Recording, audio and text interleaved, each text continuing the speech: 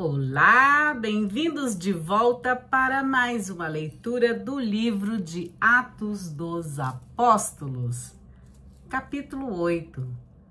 Para você que ainda não é inscrito no canal Bíblia com Francisca, eu te convido a inscrever-se neste canal, que é um tesouro do Eterno, um tesouro de Hashem para as nossas vidas. Não esqueça de acionar o sininho das notificações e vir participar desta comunidade digital que cresce a cada dia. Já somos quase mais de 2.000 pessoas conectadas aqui, lendo os textos bíblicos, essas narrativas que são maravilhosas. Não esquece de acionar o sininho das notificações, para que o YouTube possa te notificar quando eu estiver aqui lendo alguma narrativa, te mostrando algum detalhe assim do meu cotidiano, fazendo agora a propaganda do meu e-book 7 dias, meditando Gênesis, capítulo 1 a 2, 3. Você conhece esse texto de Gênesis 1, capítulo 1, capítulo 2 e versículo 3? Você conhece? Na verdade, são alguns trechinhos. Capítulo 1, versículo 2 a 2, 3. Corre lá no Hotmart e adquira o seu. Olha só, o preço tá maravilhoso. Eu tenho certeza que você vai gostar e aproveitar, porque seria uma biblioterapia. Já ouviu falar em biblioterapia? Textos bíblicos que nos fazem fazer uma terapia em 7 dias. Se você seguir direitinho, quando chegar no 7º dia, você vai dizer, nossa, quanta coisa! E todas coisas maravilhosas. Tudo tá lá, em Gênesis. Gênesis capítulo 1, versículo 1, 2 e 3. Vai lá, corre lá no Hotmart. 7 dias meditando Gênesis. É pequenininho, não tem muita coisa, não é um livro imenso assim que a gente às vezes tem preguiça de ler, né? Olha só, como esse aqui, por exemplo, não é algo assim. Tá? É bem pequenininho, tem poucas páginas, você vai gostar. Esse aqui é um dicionário, um léxico do Novo Testamento, grego e português. Por que eu trouxe ele? Porque nesse texto de Atos 8, vai falar também sobre Filipe lá na Samaria, quando ele encontra, se eu não me falha a memória, o etíope, que é o eunuco. Você sabe o que é um eunuco? Pois é. Neste dicionário aqui, eu já até grifei aqui para vocês os significados do que significa eunuco. Aqui, ó. Cadê? E em alguns evangelhos, no evangelho de Mateus e aqui no Atos dos Apóstolos, fala no eunuco. O que é uma pessoa eunuca? O que é um eunuco? Olha só. Viu? Dá um print aí que você vai saber vários significados. Aliás, eu vou te dizer logo o que significa eunuco, aí eu faço a leitura, você já tá sabendo o que significa. Eunucos, do grego, né? Derivação de eunucos. Eunuco. Uma pessoa do sexo masculino que foi castrada. Ou, deixa eu ver o que mais, conforme Mateus, há eunucos a quem as pessoas fizeram tais eunucos, né? Conforme Mateus 19, 12b. No Antigo Oriente, os eunucos eram muitas vezes encarregados de cuidar dos haréns, onde tem muitas mulheres, cuidar dos haréns reais. E às vezes chegavam a ocupar cargos elevados dentro da estrutura do governo. A melhor maneira de interpretar a referência do eunuco está em Atos 8, é o qual nós vamos ler, capítulo 8, versículo 34. É dizer que se tratava de um oficial da corte, tá? Esse do qual nós vamos ler agora, tá? Diante do fato de que em muitas culturas não se conhece a castração de seres humanos, meu óculos está caindo aqui, de seres humanos, qualquer tentativa de colocar uma explicação descritiva dentro do texto pode parecer chocante e até mesmo vulgar. Aliás, tem muitas coisas que os tradutores traduzem de uma forma que não é exatamente, por quê?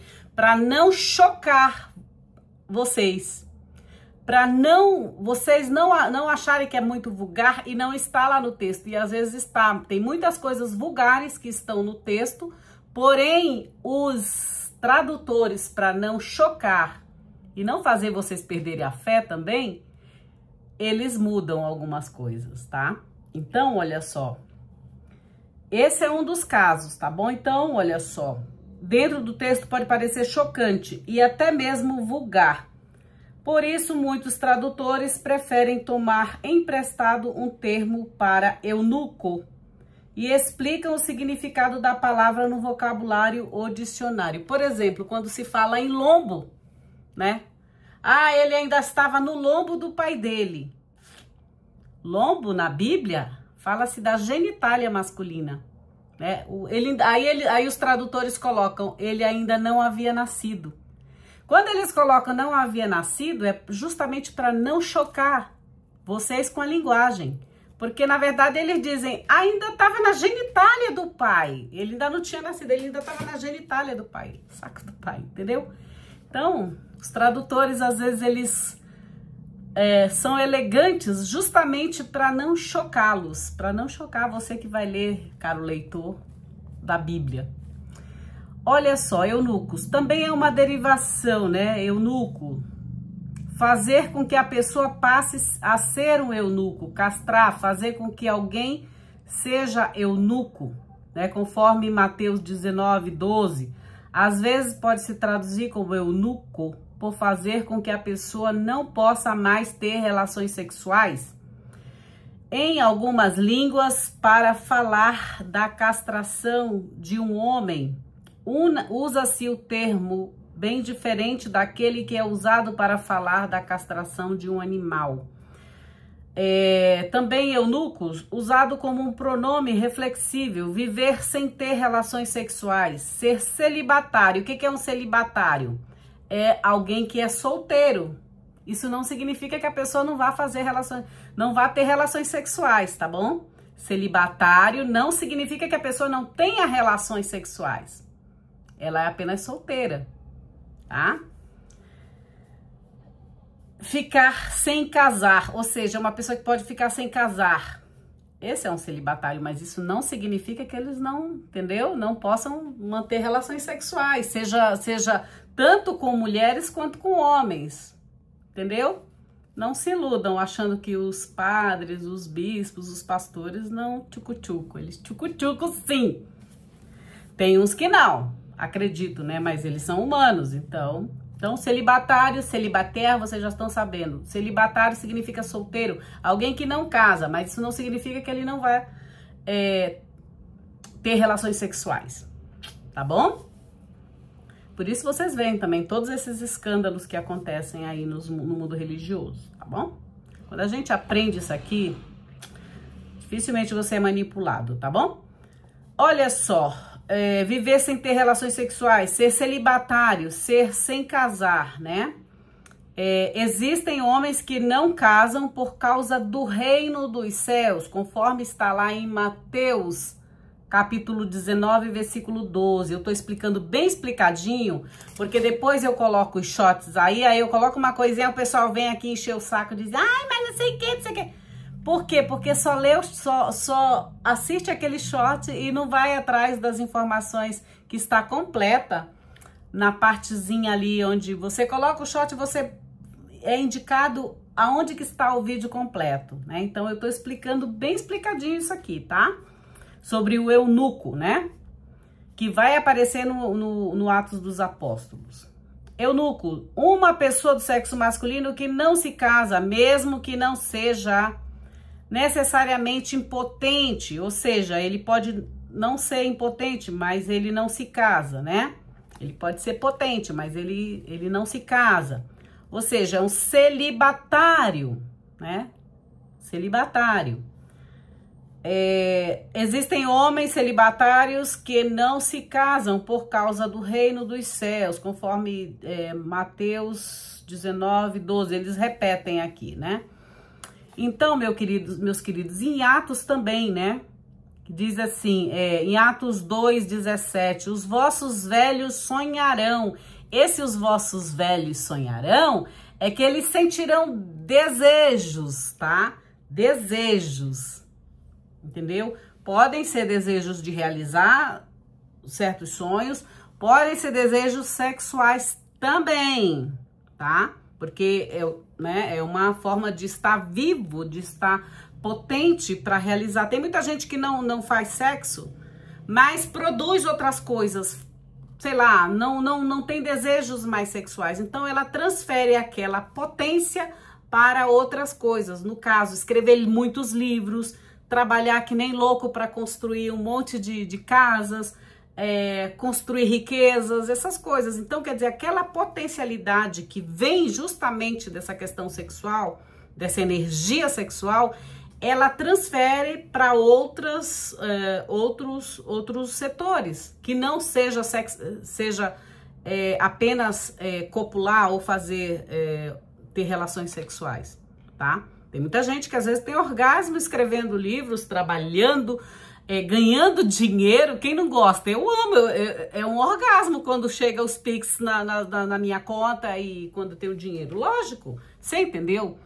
Então, essa energia sexual, ela tá muito ligada à produção de bens materiais, bens intelectuais, de produzir algo. Lembrem-se que existem 3 meios de você produzir algo: jogando uma semente na terra, porque vai produzir uma árvore, vai produzir frutos, jogando a semente também, colocando a semente no útero de uma mulher, que vai produzir também sementes, e na mente das pessoas, porque também vai produzir ou coisas boas ou não, entendeu?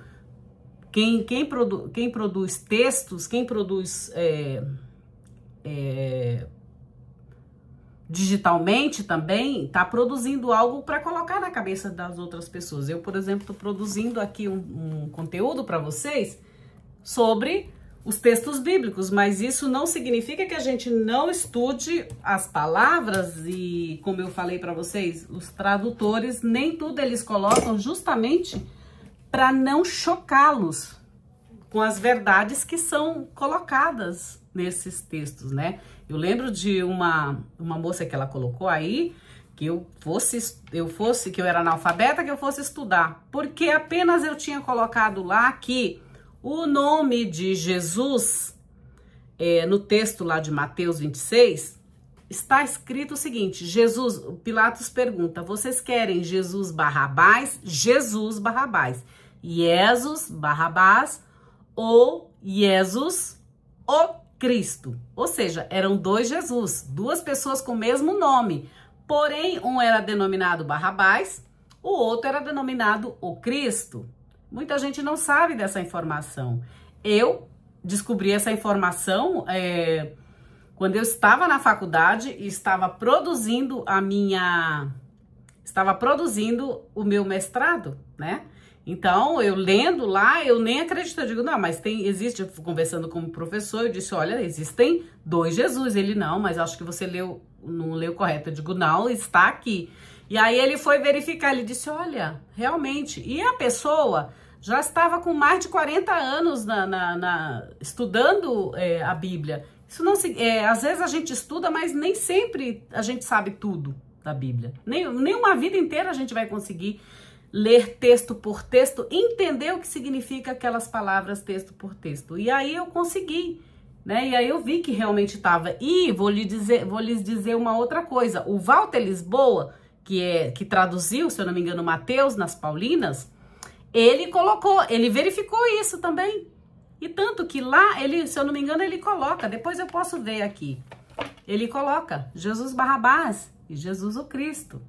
Você entendeu, gente? Então, quando a gente estuda de verdade esses textos no original, tá ali? Deixa eu ver, tá ali, ó. No original, no grego, você vai descobrir um monte de coisa que às vezes não é passado para você, para que você não fique chocado com como as personagens falavam ou quem eram as personagens. Entendeu? Então é isso. Mocinha que falou lá, tá lá. Eu não vou mais... todas as pessoas que me ofenderem, seja em qualquer lugar da vida, em qualquer rede social, eu vou deixar lá o comentário delas. Não vou mais tirar, porque isso não é... Quando a pessoa te ofende, não é um problema seu, é um problema da pessoa, né? No passado, eu tirava. Eu tinha um blog chamado A Essência do Bom Perfume. Uma vez a mulher foi lá, mas me esculhambou, só não me chamou de santa. Eu disse, puxa vida, alguém vai ver isso aqui? Vai ficar perguntando, nossa, mas essa mulher é tão boazinha, tão bacana, tão não sei o que, escreve e fala assim, né? Escreve um comentário assim. Eu peguei e tirei, porque eu conheci a pessoa, eu peguei e tirei. Só que atualmente eu não tô mais tirando os comentários, eu tô deixando. Do jeito que a pessoa ela tem que se mostrar mesmo e acabou. Essa eu ainda tirei, porque, enfim, hoje em dia, né, foi até bom que eu tirasse esse comentário, porque a pessoa às vezes precisa também vender suas coisas, se promover, e aí de repente tá lá aquele comentário que não foi legal, né? Pra mim, né? Mas, às vezes, até para proteger as pessoas que são sacanas comigo, eu findo tirando. Mas dessa, como eu não conheço mesmo, então tá lá. Deixei lá, tá bom? Então tá lá o comentário dela e a explicação com o texto de Mateus 26, tanto em grego quanto em português, tá bom? Vamos lá começar a ler. Pegue a sua Bíblia, qualquer uma Bíblia, não importa, como eu já expliquei para vocês, os tradutores vão traduzir da melhor maneira possível para não chocá-los. Então eu estou usando esta Bíblia aqui, a Bíblia das Paulinas, Novo Testamento, tá bom? Vou usar assim uma tradução porque a minha, a grega tá lá. Então, quando eu quero conferir alguma coisa, aí eu corro lá na grega, mas é isso. Tendo dito tudo isto, vamos lá. Atos dos Apóstolos, capítulo 8. Ora, Saulo aprovava esse assassinato. Nossa, já chegamos assim bem, né? É pesado, às vezes os textos são pesados. Falam de assassinatos, de maledicência, de inveja, de tudo. Os textos bíblicos, eles não são passeio na Disney. Eu aviso sempre aqui pra vocês, os textos da Bíblia não são passeio na Disney. Por isso que às vezes eu nem coloco aqui que é pra criança, porque não é, tá? Não é pra criança, porque são pesados. Saulo, quem era Saulo? Shaul Rachalia, quem era? Sim, o apóstolo São Paulo, o Paulo de Tarso. O apóstolo São Paulo, Paulo de Tarso, tá? Ele é Shaul Rachalia, ele é Saulo. Ele era quem aprovava o assassinato de Estevão. Vamos lá, perseguição da igreja. Naquele dia, desencadeou-se uma grande perseguição contra a igreja que estava em Jerusalém. Todos, com exceção dos apóstolos, foram dispersados pelas regiões da Judéia e da Samaria. Alguns homens piedosos sepultaram Estevão e fizeram uma grande lamentação por ele. Saulo, entretanto, devastava a igreja, destruía a igreja. É isso que ele fazia. Ele devastava, ele destruía a igreja, entrando de casa em casa. Arrastava homens e mulheres e os lançava na prisão. Entretanto, aqueles que tinham sido dispersados iam de lugar em lugar anunciando a palavra. Viram? Talvez você esteja aí dizendo, mas Paulo já se converteu. Paulo não é mais assim. Ok, eu acredito, eu sei, eu já estudei também sobre isso, mas eu estou lendo o livro de Atos dos Apóstolos. Então, nós temos que conhecer a história justamente para que a gente não a repita. As coisas que não foram boas, que os apóstolos fizeram, que as personagens bíblicas fizeram, não é para a gente repeti-las, né? Então, por isso eu estou lendo Atos dos Apóstolos. Quando você chegar lá nas leituras das cartas de Paulo, aí você vai entender melhor tudo isso, mas tudo tem um começo, um meio e um fim, uma tese, antítese e síntese, não é assim? Sempre tem a tríade de cada coisa, tá bom? Então, eu tô lendo Atos dos Apóstolos, capítulo 8, eu leio aqui o capítulo inteiro. Aí tem uma playlist também, onde você tem o capítulo 1, a introdução, capítulo 1, 2, 3, 4, 5, até o 8º, tá bom? Agora vai ter shots, vai ter vídeos curtos, só que é para te chamar a atenção para que você vá lá na playlist, tá bom? Então, te acalma, não precisa ficar estressada aí ou estressado dizendo, mas Paulo se converteu, houve a metanoia, é verdade, mas eu estou lendo Atos 8, ainda quando Saulo devastava, destruía, assassinava a igreja, tá bom? Quem é a igreja, Francisca? A igreja somos nós, eram as pessoas. A igreja é formada por pessoas, tá? Que mais? Então, da Judéia até a Samaria. Alguns homens piedosos sepultaram Estevão e fizeram uma grande lamentação por ele. Saulo, entretanto, devastava a igreja, entrando em casa, arrastava os homens e mulheres e lançava na prisão. Entretanto, aqueles que não tinham sido dispersados iam de lugar em lugar anunciando a palavra. A expansão da igreja na Judéia e na Samaria. Filipe em Samaria. Você sabe que Filipe significa amigo do cavalo, né? Então, olha só, Filipe é um nome grego. Filipe, tendo descido a uma cidade da Samaria, proclamava o Cristo. O que é Cristo? É o ungido, é o Messias. Messias é uma palavra hebraica que traduzida para o grego torna-se Christos e traduzida para o nosso português é ungido. Então, olha só, Filipe em Samaria proclamava o Cristo a seus habitantes, ou seja, ele proclamava o ungido aos seus habitantes. As multidões unânimes davam atenção ao que Filipe dizia e, entretanto, o ouviam, viam os sinais que ele realizava. De fato, espíritos impuros lançando grandes gritos, saíam de muitos possuídos. E muitos paralíticos e coxos eram curados. E houve grande alegria naquela cidade. Toda cidade que há cura, que existe cura para seus habitantes, aquela cidade se alegra. Ora, já vivia naquela cidade um homem chamado Simão, o qual, praticando a magia, deixava fascinado o povo de Samaria, né? A magia realmente fascina, não fascina, gente? Fascina, lógico que fascina. Então, olha só, deixava fascinado o povo da Samaria, alegando ser alguém importante. Todos, do menor ao maior, davam-lhe atenção. Vocês já perceberam como o pessoal da magia, o pessoal da magística, toda assim, eles sempre se julgam, eu sou importante. Sabe por quê? Porque eu adivinho, eu sei que fulano vai isso, vai fazer aquilo, vai acontecer isso. Gente, muitas coisas que acontecem hoje estão aqui na Bíblia. Vocês acham que esse povo não lê? Eles leem tudo, gente. Não só os conhecimentos bíblicos, mas existem outros tipos de conhecimentos também, entendeu? Então, basta falar, basta ler. Ah, aconteceu, percebem que é ciclos que acontecem?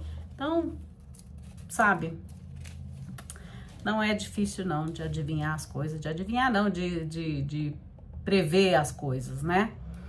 Então, este homem, ele se achava alguém importante. Todos, do menor ao maior, davam-lhe atenção, dizendo: este é o poder de Deus, chamado grande. Davam-lhe atenção porque ele, durante muito tempo, os tinha fascinado com sua magia. Quando, porém, creram em Filipe, que anunciava a boa nova, a boa notícia do reino, a boa nova do reino de Deus, e o nome de Jesus Cristo, homens e mulheres se fizeram batizar. O próprio Simão também acreditava. Não, o próprio Simão também acreditou. Uma vez batizado, não se afastava de Filipe, e vendo os grandes sinais e prodígios que aconteciam, ficou fascinado. Olha lá, o magista, né, o feiticeiro, ele ficou fascinado com o Filipe, porque Filipe fazia coisas incríveis, né? E prodígios e tudo mais, né? Grandes prodígios. E aí ele ficou, e sinais e tudo. E aí aconteceu que ele ficou fascinado também. Nossa, como assim? Eu também quero, né? Pedro e João na Samaria, vamos lá. Quando os apóstolos que estavam em Jerusalém ouviram que a Samaria havia acolhido a palavra de Deus, enviaram-lhe Pedro e João. Estes, tendo chegado lá, oraram por eles para que recebessem o Espírito Santo, a Ruach HaKodesh, né? O Espírito de Deus, né? Que habita em cada um de nós. Pois ainda não tinha descido sobre nenhum deles. De fato, eles tinham sido batizados somente em nome do Senhor Jesus. Então, impunham-lhes as mãos e eles recebiam o Espírito Santo, a Ruach HaKodesh. Quando Simão viu que o Espírito era dado pela imposição das mãos, né? Receba, lembram? Pois é. Por imposição das mãos dos apóstolos, ofereceu-lhes dinheiro, dizendo: dai também a mim essa autoridade. Como se compra uma autoridade, né? Como se compra uma autoridade? Vocês vão ver aí a reunião fechada, o conclave. Muitos vão dizer: o Espírito Santo baixou lá, o Espírito Santo colocou a mão e aí foi escolhido tal papa, tal, né? Ou tal mama, quem sabe, né? A igreja tem essas coisas. E muitos vão dizer que é do Espírito Santo. Pode até ser, mas eu lhes garanto que tem mais política humana do que as mãos do Espírito Santo. Voltando aqui. Quando Simão viu que o Espírito era dado pela imposição das mãos dos apóstolos, ofereceu-lhe dinheiro, dizendo: dai também a mim essa autoridade, de modo que todo aquele a quem eu impuser as mãos receba o Espírito Santo. Pedro, porém, disse-lhe: que tua prata morra, que a tua prata pereça, né? Que a tua prata pereça, ou seja, que a tua prata morra contigo, porque pensastes que podia comprar o dom de Deus com dinheiro. Muita gente faz indulgências plenárias, dão dinheiro, sacrifícios e tudo mais. Não só dizendo que é para Deus ou para outras entidades ou para outras, enfim. Em todas as religiões eu acho que tem isso. Porém, eu vou dizer uma coisa para vocês. Como que você vai barganhar esse nosso dinheiro aqui? Essas nossas coisas aqui são inúteis diante do poderio de Deus, diante da santidade de Deus, da pureza de Deus, gente. Nós somos muito iludidos. Nós vivemos como se vivêssemos num show de Truman. O que vai acontecer lá no Vaticano, na eleição do novo bispo de Roma, assim, é uma eleição governamental, para você que não sabe, o Papa, além de ser o líder religioso da Igreja Católica, ele também é um governador, ele também é um político, ele também é uma autoridade política, né? Ele é como se fosse um presidente, um ministro, um presidente do Vaticano, tá? Então, além dele ser o líder religioso de uma instituição imensa no mundo, que tem voz até hoje e vai continuar tendo voz, porque ninguém vai contra, primeiro porque no dia que o Papa resolver desistir de tudo, no dia que o Vaticano acabar, acaba também todas as religiões, porque elas vivem também disso. Porque como que elas vão bater na mãe católica, sendo que elas vivem disso, né? A vovó judia, a vovó judaica, a vovó que é o judaísmo, vive também disso, né? E aí a mamãe católica, depois vem a filha, que são os protestantes. Não vão deixar de sabe, tomar um suquinho, o puro suco do evangelho que vem e o puro suco da Sagrada Escritura que vem de todas essas tradições. Nem o islamismo, nem nada, gente, entendeu? Então, esse show de Truman vai continuar por muitos anos, enquanto existir pessoas que acreditem que há um Salvador para o mundo. Existe, mas não do jeito que colocam aí, tá bom? Então, vamos lá, continuando aqui. Pedro, porém, lhe disse que a tua prata morra contigo, porque pensastes que podias comprar o dom de Deus com dinheiro. Não terás parte nem herança neste assunto, pois teu coração não é reto diante de Deus. Converte-te dessa tua maldade e implora ao Senhor para que, se possível, te seja perdoada essa tua pretensão. Eu vejo que estás no fel da amargura e no laço da injustiça. Simão respondeu: implorai-vos por mim ao Senhor, para que não me aconteça nada do que dissertes. Ou seja, ele rapidamente, esse Simão que era feiticeiro, ele rapidamente, que usava magia e tudo, ele rapidamente disse: peraí, eles estão me rogando uma praga, então por favor, não coloque, porque eles sabiam que os apóstolos tinham esse poder, vou dizer assim, essa conexão com Deus, e isso podia acontecer realmente com ele. Por isso que eu digo, não mexa com quem... A pessoa que é do coque, né? A vozinha lá do coque, lá da igreja, não mexa com ela. Não mexa, porque não é ela está todo o tempo na igreja, não mexa com quem realmente acredita na palavra de Deus, porque não é a Bíblia a gente não tem conexão só com a Bíblia, a gente não tem conexão com a igreja, a instituição, ou com a igreja de pedra, de madeira, de lata, não. É um relacionamento que a gente tem com Deus, é um relacionamento diário. É um relacionamento diário. E isso não é para que todos vejam. Muita gente tem relacionamento com Deus e a pessoa nem vai na igreja. A pessoa tem um relacionamento assim muito profundo com Deus e você nem sabe que ela tem. Ela não é papa, ela não é diácona ou diaconisa, ela não é irmã de igreja, ela não é, às vezes não é nem batizada em igreja nenhuma, mas tem uma conexão profunda com o Criador, com Deus, tá? Então, a gente tem que ficar muito atentos com isso, né? E aí ele pede, rapidamente ele diz: implorai-vos por mim ao Senhor. Ou seja, rapidamente ele peçam ao Senhor que nada disso que vocês me rogaram, essas palavras que vocês me jogaram, esses demônios que vocês me mandaram, não cheguem na minha vida. Porque ele, como feiticeiro, ele sabia do que a palavra tem poder, né? Jogaram um monte de demônios, de coisas ruins para a vida dele, né? E rapidamente ele, sabendo que isso, ele como feiticeiro, tinha por obrigação de saber que as palavras têm esse poder.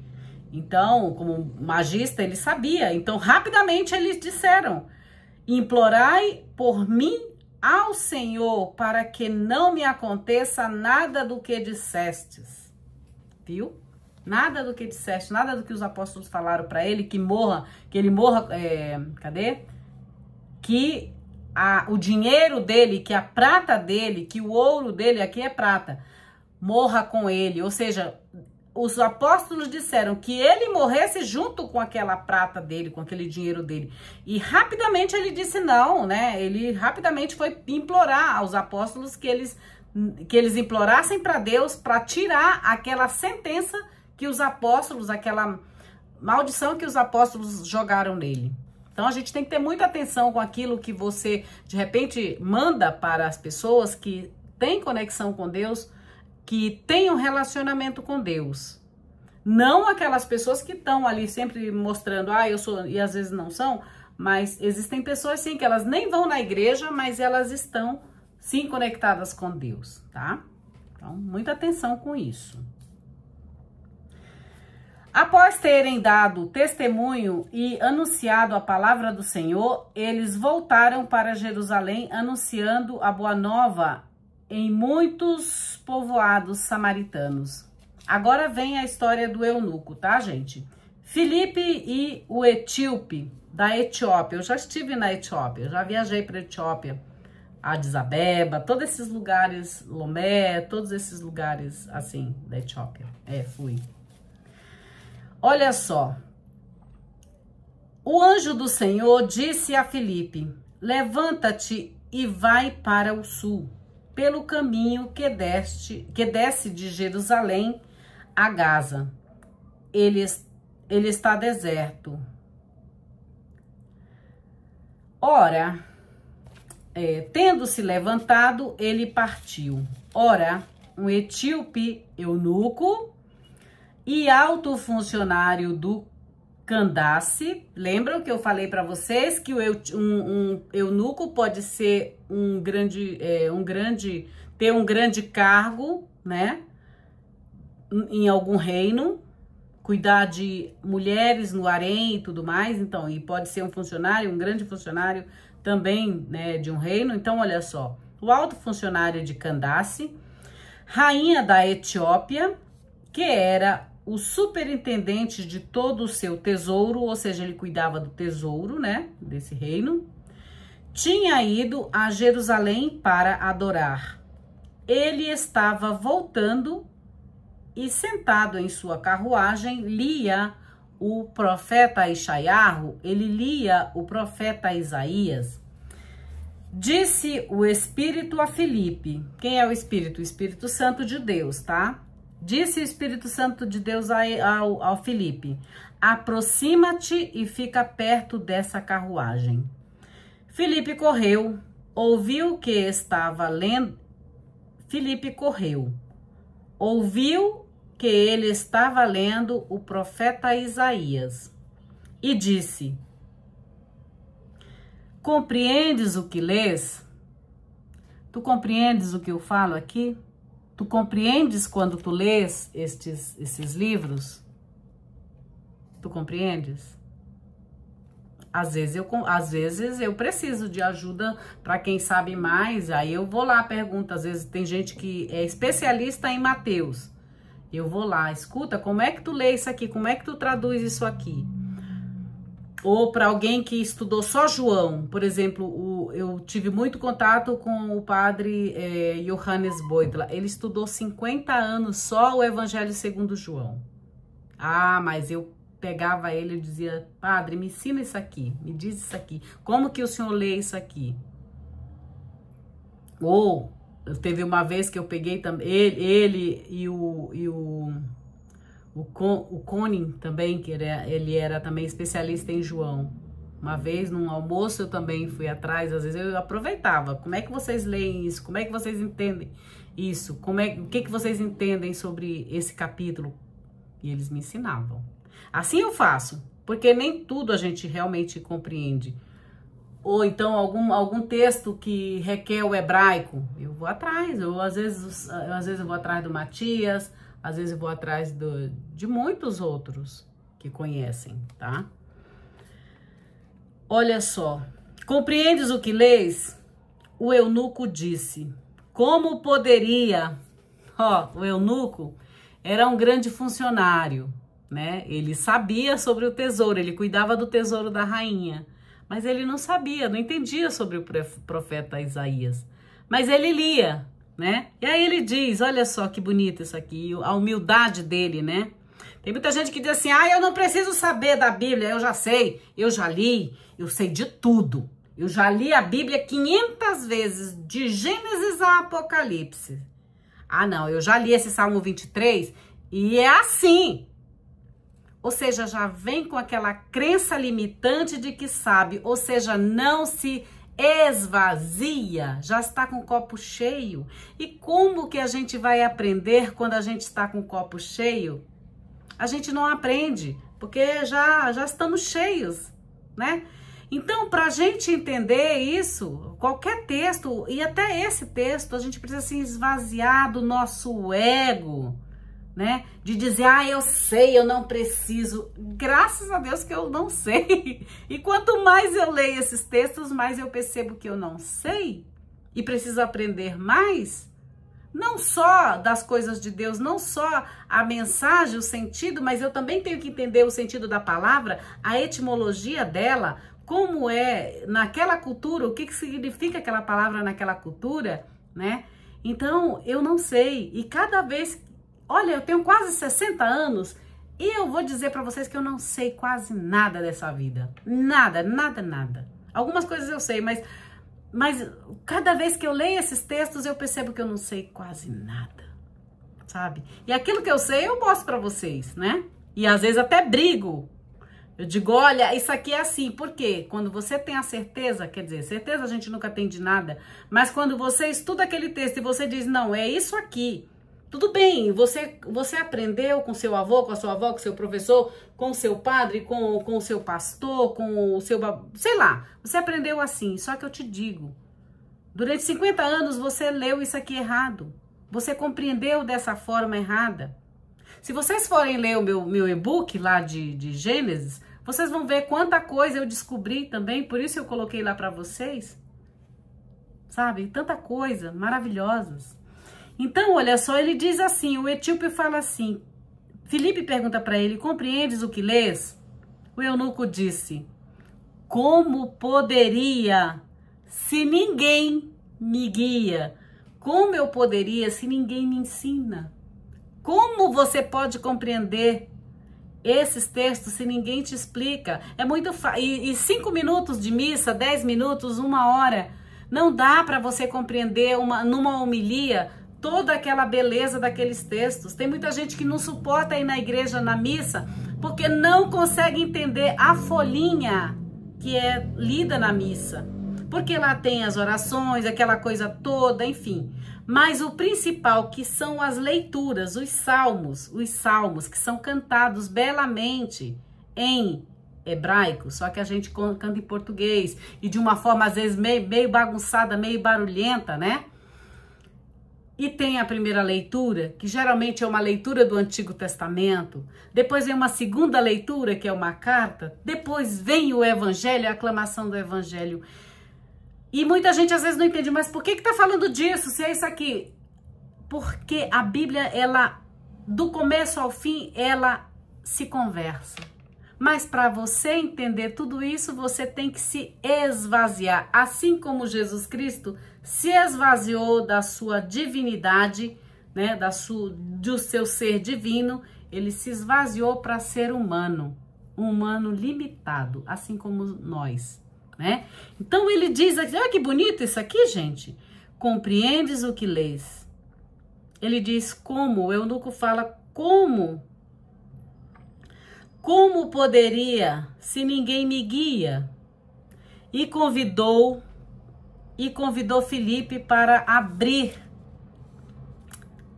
Filipe para subir na sua carruagem e sentar-se com ele. A passagem da escritura que estava lendo era esta, ou seja, ele estava lendo o livro de Isaías e agora eu vou ler para vocês a passagem que ele estava lendo. Como ovelha, ele foi levado ao matadouro, como cordeiro mudo diante do tosqueador. Ele não abriu a sua boca. Ele, em sua humilhação, foi-lhe negado o julgamento. Sua geração, quem poderá contar? Porque sua vida foi arrancada da terra. Aqui ele está contando, quando Isaías fala sobre isso, ele está falando sobre o Messias. É isso que vai acontecer, é isso que vai acontecer com o Messias, tá? Isso, o Isaías é antes de Jesus, tá bom? Então, ele já estava prevendo o que iria acontecer lá com Jesus. E o que aconteceu com Estevão, tá? Toda pessoa que vai passar por um julgamento injusto e do jeito que está aqui, como ele está falando, vai sempre lembrar deste texto de Isaías. É claro que Isaías estava pensando no Messias, já prevendo o que ia acontecer com Jesus, o Cristo. Mas aqui, esse texto também serve para Estevão, que foi morto injustamente e foi arrancado da terra. E Paulo estava lá, né? Paulo estava lá. Bom, querem que eu leia de novo esse texto de Isaías? Então vamos lá. Como ovelha, ele foi levado ao matadouro, como cordeiro mudo diante do tosquiador. Ele não abriu a sua boca. Em sua humilhação foi-lhe negado o julgamento. Sua geração, quem poderá contar? Sua geração, quem poderá contar? Porque sua vida foi arrancada da terra. O eunuco disse a Filipe: eu te pergunto, de quem o profeta diz isso?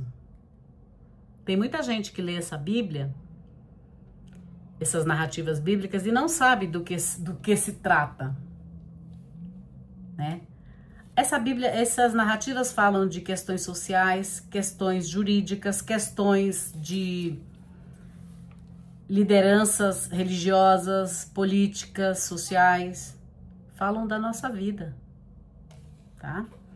O eunuco disse a Filipe: eu te pergunto, de quem o profeta diz isso? De si mesmo ou de algum outro?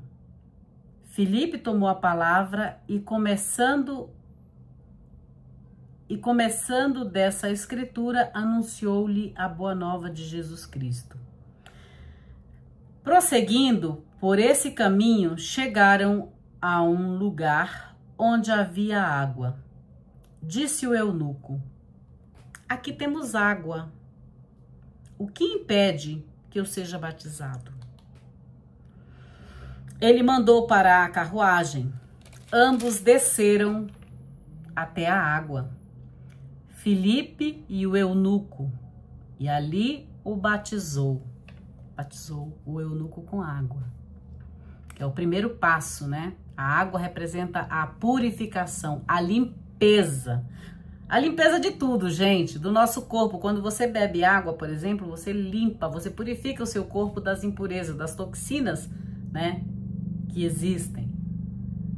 O batismo com a água, ele é uma simbologia, uma representação de que você quer a mudança de vida, você quer ouvir a palavra de Deus, você está se esvaziando para receber a boa nova, aquilo que é novo. Porque se você não se esvazia, se você não se limpa, não se lava, não se batiza, você não vai receber, seja esse batismo, seja qualquer outra coisa, tá bom? Quando subiram da água, o Espírito do Senhor arrebatou Filipe. Olha que lindo. O eunuco não mais o viu, mas continuou alegre seu caminho. Porque quando a gente é batizado no Espírito Santo, gente, não tem nada e nem ninguém que nos façam perder a alegria de viver, a alegria de estar na presença com e em Jesus Cristo, que é o Espírito, que também tem o Espírito Santo, né? Com o Espírito Santo de Deus, tá? Olha só. Quanto a Filipe, encontrou-se em Azoto e, passando adiante, anunciava a boa nova em todas as cidades até chegar a Cesareia. Meu querido, minha querida, eu espero que você tenha gostado desse capítulo 8 dos Atos dos Apóstolos. Se você não compreendeu, assista mais e mais. Você não precisa ficar olhando aqui para mim, basta você ouvir. E se você não compreendeu algo, diga: Francisca, eu não compreendi. Leia mais uma vez. Eu não compreendi tal palavra, eu não compreendi esse versículo. Leia mais uma vez que você vai compreender. O próprio Espírito Santo de Deus vai te iluminar e vai te dar essa tua resposta, tá bom? Então, vamos lá, capítulo 8. Deixa eu explicar mais um pouquinho, alguma coisa, talvez. Deixa eu ver. Então, olha só, no versículo 1.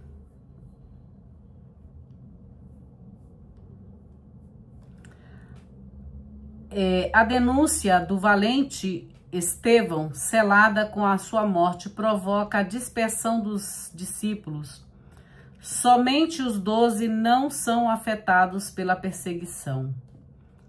Saulo personifica o fanatismo dos perseguidores, cuja ação ameaça a missão de fracasso total. Então, a gente tem que ter muita atenção com os religiosos ferrenhos, né? Paulo, ele era aquele fanático ferrenho, né? Do judaísmo. Ele era muito ferrenho. Por amor à lei. A lei, entenda bem, a lei não é de um todo ruim. A lei precisa existir. A lei do amor. Mas Paulo, ele era tão feroz com isso, que ele era capaz de matar, né? Capaz de permitir o assassinato daqueles que não pensavam como ele. Entendeu? A Igreja de Cristo, ela nunca está dividida, porém, nela existem múltiplas vertentes, tá? Múltiplas vertentes, tá bom, gente? Então, que fique bem claro isso. Ela não é dividida, mas ela tem múltiplas tendências, interesses e tudo mais. Isso vocês vão ver agora, tá? Na questão do conclave. Do conclave que não é o filme, mas o conclave verdadeiro, o conclave que realmente vai existir agora em Roma depois da morte do Papa Francisco, o qual eu desejo que Deus o tenha em suas boas mãos. Deixa eu ver o que mais. Os samaritanos esperavam um Messias de um tipo profético. Filipe, o segundo na lista dos 7, conforme Atos 6:5, prega a instauração do reinado de Deus pelo Messias Jesus, assim como os apóstolos tinham feito em Jerusalém, ou seja, com sinais de poder. A alegria da cidade é fruto da pregação de Filipe e sua ação. Sua ação, o que eles colocam assim? Sua ação taumatúrgica. O povo fala, às vezes, com umas linguagens assim, né? No 8º, 10 e 11, ele fala sobre a representação de Simão, que é feita de maneira semelhante à de Filipe, como também a reação das pessoas à sua atuação. A diferença No conteúdo da pregação, Filipe anuncia em Jesus o cumprimento e a expectativa messiânica. Simão se apresenta como alguém importante no motivo da adesão das pessoas. Ou seja, nesse caso lá desse Simão, era assim: olha, eu tenho, eu posso te dar a cura, eu posso te levar ao reino de Deus, eu posso, né? Ele se colocava como ele sendo o poderoso. O Simão colocava, ele era o poder. E no caso de Filipe, não. Filipe colocava, Jesus é o poder. Jesus é quem vai te ajudar no caminho, porque Jesus é o caminho. Quando é falado Jesus é o caminho, gente, é porque por meio da vida de Jesus, quando você começa a ler sobre Jesus, você percebe que há um caminho. E nesse caminho, ele não errou. Ele procurou ser o quê? Ser humano. Ele veio, ele era divino, mas ele continuou sendo humano. Ele sofreu, ele chorou, ele enfim, tudo que os sentimentos que os seres humanos têm, ele teve. Entendeu? Agora, no caso aqui dessa personagem, ele era o grande, o poderoso, por ele fazer feitiços, por ele fazer magias e enfim, entendem?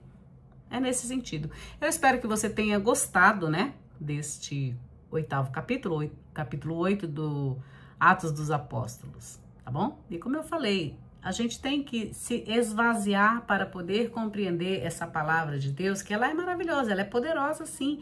Ela é viva e eficaz, ela é como uma espada, ela nos parte ao meio e ela escrutina todo o nosso ser, sabe? Então, eu espero que você tenha gostado. Eu gosto demais desses textos e eu fico muito feliz, obrigada a todos vocês, porque vocês me dão essa oportunidade de retomar a leitura desses textos. Eu tenho uma vida muito corrida, mas quando eu venho aqui com vocês, é o tempo que eu tenho para ler, para estudar também juntamente com vocês. Eu sou uma estudante, talvez um pouco, para alguns, não muito avançada, bem no começo, no início, não tem problema. Para outros eu estou num caminho médio, para outros eu sou, né, já estou no caminho mais avançado. Para outros, enfim, ainda tenho muito que caminhar e eu tenho que caminhar mesmo, entendeu? Mas saibam que eu sou uma eterna aprendiz. É isso. Aprendiz na vida, aprendiz desses textos, aprendiz de tudo, tá bom?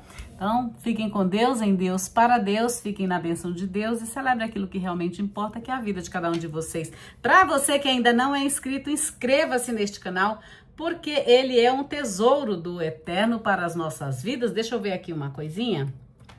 Ele é um tesouro do Eterno para as nossas vidas e eu desejo que seja para suas vidas também, para a vida de vocês. Nós já somos, neste momento, 2.708 pessoas que estamos aqui conectados com esses textos, lendo esses textos a cada dia, tá bom? Grande abraço para todos. Não se esqueçam de acionar o sininho das notificações, tá bom? Assim você me ajuda. O YouTube, os algoritmos, vou dizer assim, do YouTube, dizem para vocês que esse conteúdo é relevante e aí esse canal cresce, essa palavra de Deus vai para muitos lugares, para pessoas que não conseguem sair, às vezes, das suas casas para ir numa igreja. Quando eu falo para vocês, tem muita gente que tem uma conexão profunda com Deus, é porque tem pessoas que não conseguem mais sair das suas casas para ir na igreja ou para ir num templo. Não tem muitas senhorinhas, tem senhorzinhos, tem pessoas mesmo que não tem condições de se locomover, de se movimentar, de se locomover. Muitos estão nos hospitais, né, já. Enfim, tem muita gente que esses textos chegam por meio desta telinha aqui, que graças a Deus essa telinha aqui existe, né, para nós, utilizarmos, para nós nos conectarmos com coisas maravilhosas, com textos maravilhosos como esse, tá bom? Então, eu espero que você continue aqui, venha sempre aqui. Aí tem uma playlist, tá bom? Então, se conecta. Tem uma playlist com estudos. Esquece, às vezes, as bobeirinhas que eu tenha falado, alguma coisa assim. Se conecta com os textos para que você tenha um relacionamento muito maravilhoso com Deus, tá bom? Grande abraço. Fica com Deus. Deus te abençoe.